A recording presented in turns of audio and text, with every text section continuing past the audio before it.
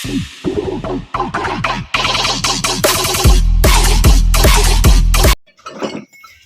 yung gamit natin na pang reset sa Eco Sport, Ford Fiesta, Ford Focus. Yan, may mga dry clutch lang ito. Yan. Papakita ko lang sa inyo, no? Guys, mga katornilyo, kawarwar. Okay. Ito yung gamit natin na pang reset ng dry clutch.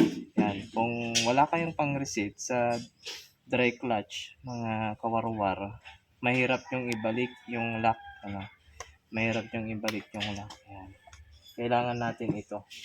Ito naman yung pang reset natin sa gilid, sa gitna. Ito rin yung sa plate niya, pang reset niya. Tapos ito sa ibabaw. Kompleto naman ito lahat. Katornilyo yung pang reset natin. Yan. Okay. So, kumuha na kayo ng special tools nyo para hindi kayo mahirapan mag-reset ng dry clutch. Yan.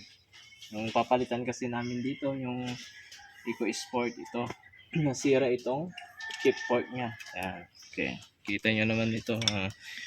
Kawarwar, no? Yan. Hindi na siya gumagalaw. Yan. Sira na yung chip port.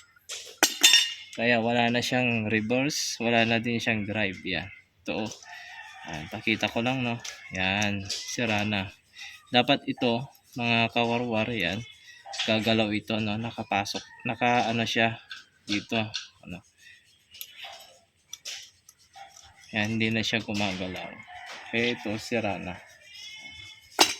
Seat na yon, no? Napapalitan nyo para sigurado. Kahit isa lang yung nasira na chip port, lahat na yan papalitan nyo, no? Okay, magandang brand naman itong Helioki na brand, no? Pati itong release bearing, yan, palitan nyo na rin.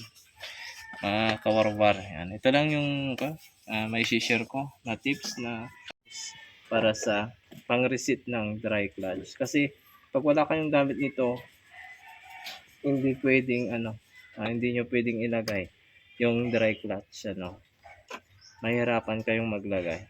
Okay, ito lang yung may share ko, mga kawarwar.